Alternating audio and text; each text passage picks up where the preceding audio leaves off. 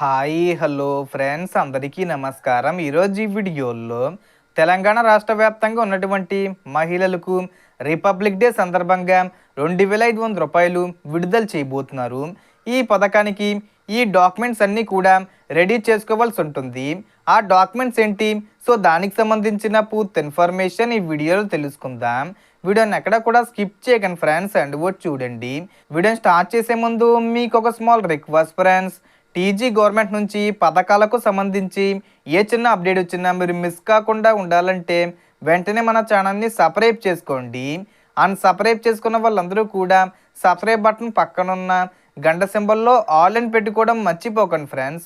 ఇలా పెట్టుకోవడం వల్ల నేను పెట్టే ప్రతి ఒక్క వీడియో మీరు నోటిఫికేషన్ రూపంలో పొందగలరు. అండ్ వీడియో మీద వస్తే లైక్ చేయండి ఫ్రెండ్స్. సో ఏమాత్రం లేట్ చేయకుండా వీడియోలోకి వెళ్ళిపోద్దాం. సో ఇక అసలు విషయానికి వస్తే, మహిళల కోసం ప్రభుత్వం ఇప్పటికే ఎన్నో పథకాలు అమలు చేస్తుంది. ఉచిత బస్సు ప్రయాణం, 500 రూపాయల గ్యాస్ సిలిండరు, గృహజ్యోతి పథకం కింద 200 యూనిట్ల వరకు ఉచిత కరెంటు, డోక్రా మహిళలకు లోన్లు, కళ్యాణ లక్ష్మి, విద్యాలక్ష్మి వంటి పథకాలతో మహిళలను ప్రభుత్వం ప్రోత్సహిస్తుంది. కానీ ఇంట్లోనే ఉండి బయటకు వెళ్ళి పని చేయలేని మహిళలకు ఏం ఉపయోగం అనే ప్రశ్నకు సమాధానమే ఈ మహాలక్ష్మి పథకం.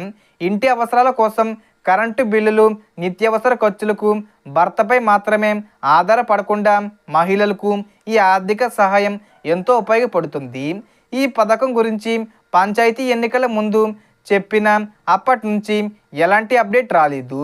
అయితే ఇప్పుడు రిపబ్లిక్ డే సందర్భంగా జరిగే క్యాబినెట్ మీటింగ్లో దీనిపై ప్రకటించే అవకాశం ఉందని సమాచారం. అంటే రిపబ్లిక్ డే కానుకగా జనవరి 26వ తేదీన 2500 రూపాయలు ఎప్పుడు, ఏ తేదీన ప్రారంభిస్తారు అనేది ప్రకటిస్తారు. లేదంటే కనుక అదే రోజున కూడా విడుదల చేసే అవకాశం కూడా ఉంటుంది. అందుకే మహిళలందరూ ఇప్పటి నుంచే అవసరమైన డాక్యుమెంట్స్ రెడీగా ఉంచుకోవాలి. Ration card, Aadhaar card, bank account, కుల సర్టిఫికెటు, ఆదాయ సర్టిఫికెటు తప్పనిసరిగా ఉండాలి. కొత్త రేషన్ కార్డులు ఉన్నవారు కూడా చెక్ చేసుకోవాలి.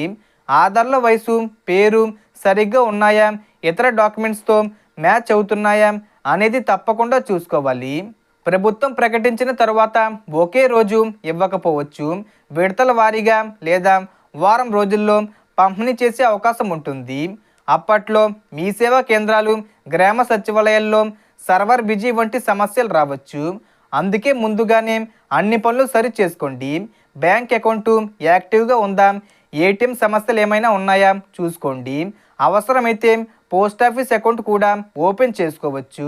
ముఖ్యంగా ఇంట్లో ఎవరికైనా ప్రభుత్వ ఉద్యోగం, రిటైర్డ్ ఉద్యోగం, అవుట్సోర్సింగ్ ఉద్యోగం, జిఎస్టీ, ఇన్కమ్ ట్యాక్స్ చెల్లింపులు ఉంటే ఈ పథకానికి అర్హత ఉండకపోవచ్చు. కాబట్టి ఈ నిబంధనలను గుర్తుంచుకోండి. పూర్తిగా అధికారిక అప్డేట్ వచ్చిన వెంటనే నేను వీడియో చేసి చెప్తాను. So total information the friends. మీకు ఈ వీడియో నచ్చితే లైక్ చేయండి, షేర్ చేయండి అండ్ సబ్స్క్రైబ్ చేసుకోండి. Thanks for watching.